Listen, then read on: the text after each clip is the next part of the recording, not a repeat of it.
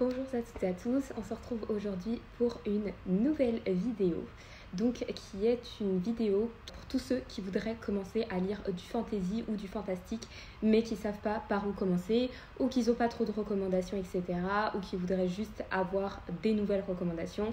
Et ben vous êtes sur la bonne vidéo puisque je vais vous faire mon top 4 de mes livres préférés et que je pense qui pourrait être un parfait commencement pour commencer à lire du fantasy ou du fantastique. Le premier livre que je vous recommande, c'est un livre donc de fantastique qui se passe initialement dans le monde humain, mais qui a donc des touches de magie. Il s'appelle 200 d'écume et de glace, que je mettrai juste là. Il comporte une série de 3 à 4 tomes, je pense. Là, j'ai lu les 2 premiers tomes, je vais commencer bientôt le 3e et j'ai trop hâte parce que j'ai adoré les 2 premiers tomes. Je recommande pour toute personne qui voudrait commencer le fantasy ou le fantastique. L'histoire, c'est on suit la personnage principale qui, depuis qu'elle est née, depuis qu'elle est très jeune, elle n'est pas du tout belle conventionnellement. Donc, c'est-à-dire qu'en fait, elle se trouve extrêmement... on a l'impression qu'en fait, elle est malade. C'est-à-dire qu'elle a la peau grise, je pense qu'elle a les cheveux qui tombent. Enfin bref, elle est même un peu harcelée au lycée par rapport à ça. Parce que vraiment, en fait, on a l'impression qu'elle est malade. Et elle est à sa dernière année de lycée. À partir de ce moment-là, elle réfléchit un peu à ce qu'elle va faire l'été.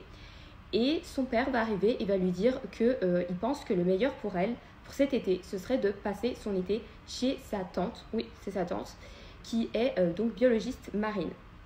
Et qui est une personne très intéressante. Vraiment, j'aime beaucoup le personnage de sa tante. Et donc, finalement, d'un événement à un autre, au début, elle ne voulait pas trop aller chez sa tante, etc. Il y avait pas mal de choses par rapport au fait qu'elle ne pouvait pas s'approcher de l'eau non plus, parce qu'elle en avait extrêmement peur. Elle en avait une phobie, en fait. Et donc, elle ne voulait pas aller chez sa tante qui habitait au bord de mer, qui était en plus biologiste marine. Donc, elle était chez sa tante, ça coche absolument aucune case et elle va un peu y aller contre son gré. Elle va carrément y aller contre son gré en fait.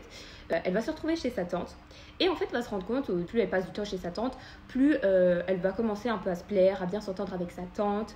Mais il y a des choses vraiment étranges qui vont se passer. Et un jour, elle va faire la connaissance de personnes extrêmement étranges qui n'ont pas l'air humaines en fait. Et qui vont lui vouloir du mal et elle ne sait pas du tout la raison, elle ne comprend vraiment pas pourquoi elle est la cible en fait de ces personnes-là.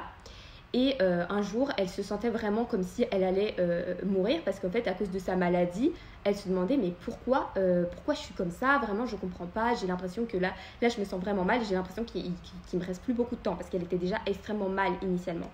Donc, elle va passer du temps au bord de la mer, vraiment à se ressourcer.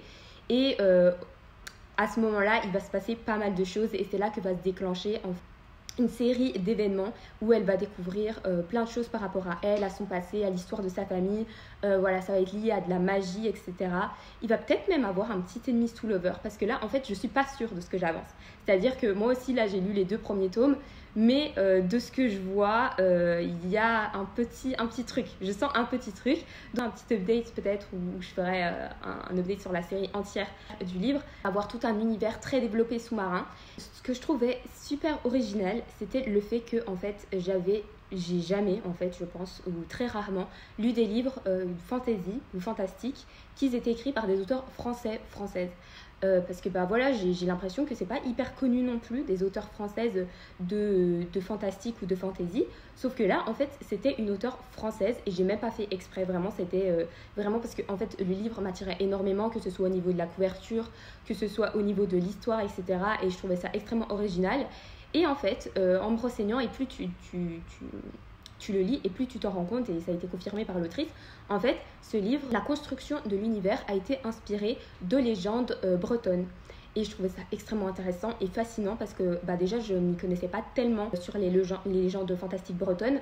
Et donc, il y avait tout cet univers qui avait inspiré l'histoire. Et franchement, c'est trop bien. Donc, je vous recommande 200 d'écume et de glace, toute la trilogie, ça se lit hyper facilement. Je ne l'ai pas encore fini, tout simplement parce que je lis d'autres livres entre-temps. Là, j'ai une lecture commune avec des amis et j'ai un autre livre encore à lire, mais je vais lire à la suite très bientôt. Et le prochain livre que je vous recommande, c'est un de mes livres préférés, vraiment de fantasy et de fantastique. Donc, j'espère que vous aimerez. Si vous l'avez déjà lu, dites-le moi en commentaire, parce que j'ai trop envie de recevoir vos avis. Mais c'est un livre qui m'a profondément impactée, que ce soit au niveau de l'histoire des personnages, l'univers, vraiment.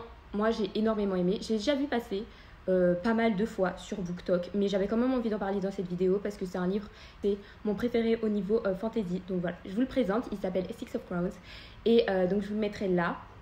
C'est l'histoire de plusieurs... En fait, il y a un personnage principal, il y a d'autres personnages qui tournent un petit peu autour de ce personnage principal et qui ont leur propre personnalité à eux, qui sont hyper bien développés. Vraiment, ça c'est un truc que l'auteur, Leigh Bardugo, a fait un travail incroyable. C'est qu'elle a vraiment bien développé tous les personnages et qu'on arrive à s'attacher à absolument chaque personnage. Donc je pourrais parler de ce livre pendant des heures, mais je vais essayer de vous la faire courte.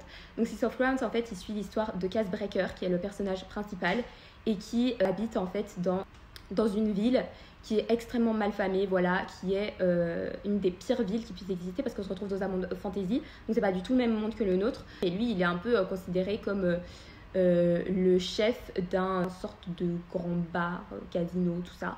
Et en fait, il a avec lui ses amis qui sont Jesper et Inej, qu'on va aussi avoir leur point de vue d'ailleurs, et qui sont mes personnages préférés. Personnellement, moi, mes personnages préférés, c'est Inej et Jesper, même si je les aime énormément tous. Donc, il va y avoir d'autres personnages qui vont arriver, Nina, Mathias, Cass Breaker, Inej et Jesper, qui va suivre c'est tous ces personnages principaux qui vont travailler ensemble pour une mission. C'est pour l'argent, voilà, initialement c'est pour l'argent, mais ils vont être envoyés donc dans une mission commune et certains personnages, c'est comme ça qu'ils vont se rencontrer les uns les autres, etc.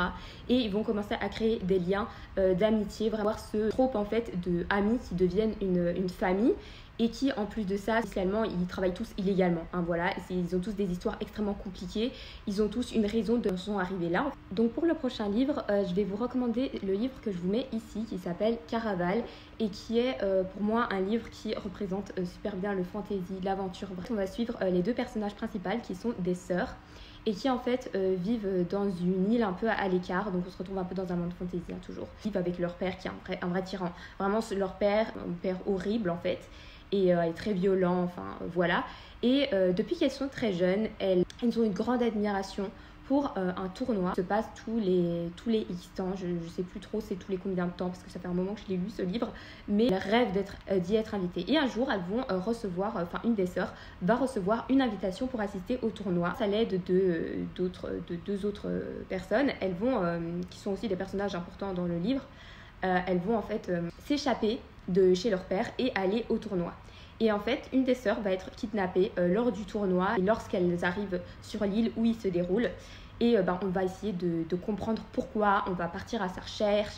Il y a toute cette aventure et puis aussi tout ce qui se cache derrière ce tournoi avec une ambiance un peu cirque, un peu mystère, un peu fantasy. Donc voilà, je vous le recommande énormément, il est génial.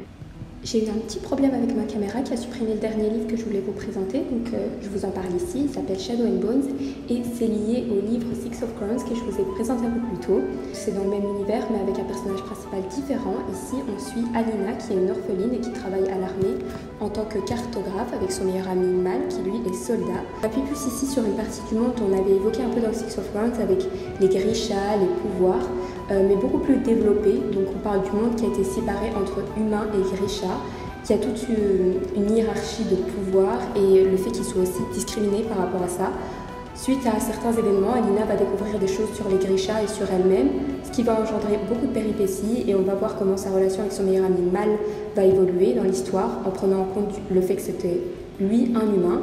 Elle va faire aussi de nouvelles connaissances, il va avoir beaucoup d'aventures, d'histoires de pouvoir, de fuites, d'amitié, d'amour. Pas mal de gens parlent du fait que c'est mieux de commencer Shadow and Bones par rapport à Six of Crows. Personnellement, j'ai commencé Six of Crows avant Shadow and Bones et j'ai pas vraiment vu de changement, mis à part le fait que dans Shadow and Bones, qui est univers est beaucoup plus développé. Donc voilà, et en plus, moi, ce que j'aime vraiment sur cet univers, c'est le fait que, oui, c'est du fantasy, mais vraiment le monde est parfaitement bien fait. On voit qu'il y a eu de l'inspiration de nos cultures et de cultures de certains pays qui font partie de notre monde à nous. Je vous le recommande vraiment aussi pour cette partie de l'histoire. Donc voilà, c'était ma petite sélection de mon top 4 de livres à lire si tu veux commencer à lire du fantasy ou du fantastique. J'ai tous lus, ils sont incroyables, même s'il y en a que j'ai pas lu tous les tomes, j'ai lu les premiers tomes et vraiment je sais que c'est le genre de livre qui est parfait pour commencer le fantasy et le fantastique. Donc voilà, on se retrouve dans une prochaine vidéo dimanche prochain comme tous les autres dimanches. Je vous fais de très gros bisous.